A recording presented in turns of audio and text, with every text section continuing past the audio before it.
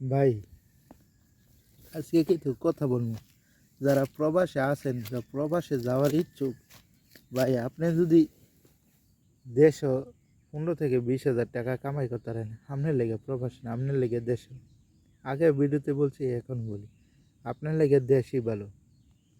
আপনি হিসাব করে দেন, কিছু কিছু দেশে অনেক গেলে এই ঘুরে ফিরে সব কিছু খরচ মরচ মিললে এই টাকাটাই থাকে, এর বেশি থাকে না, এর বেশি থাকে না, এই টাকাটাই থাকে, এর বেশি টিকান যায় না কোনো অবস্থায়। তো ভাই দেশটাই বালা। দেশে যদি আপনি 20-25 হাজার টাকা কামাইতে পারেন, কোনো রকম 20 হাজার।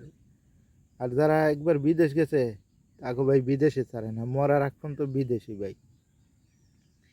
বিদেশ এমন একটা জিনিস, বিদেশে শেষ করে দিয়েছে সব, জীবন যৌবন যা আছে, যারা গেছে তারা বুঝে।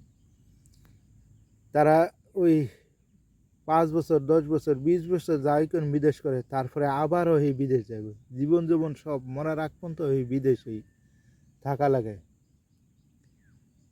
যে নিজের ফ্যামিলির সাথে সময় দিব, নিজের সংসারে সময় দিব, ছেলে মেয়েরে সময় দিব, ওই সময়টা কোনো সময় দিতে পারে না। কারণ ওই যে বিদেশে টানছে, বিদেশে শেষ পর্যন্ত থাকতে হয়ে যায়।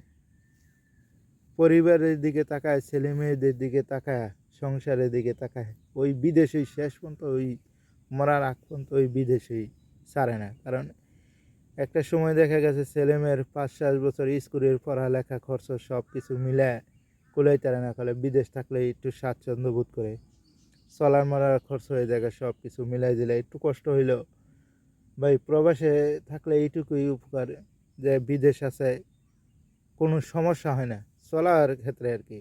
আমি যা দেখলাম ব্যক্তিগত জীবন থেকে, অভিজ্ঞতা থেকে, ব্যক্তিগত জীবন ও অভিজ্ঞতা থেকে যা দেখলাম আমি, মানুষ চলার তাৎক্ষণিকভাবে যেই চলার টাকা পয়সা, ওই দিক দিয়ে বিদেশ থাকলে কষ্ট হয় না।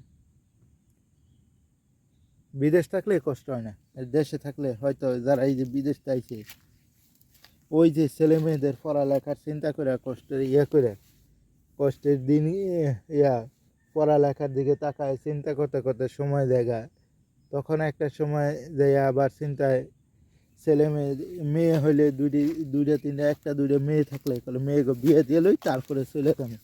ওই সময় করতে করতে করতে করতে জীবনটা শেষ, ওই সময় করতে করতে জীবনটা শেষ সব যাই করে, তখন আর এইগুলো থাকে না, ওইগুলো থাকে না, তখন আর ভেবে চিন্তা কোনো লাভ নাই।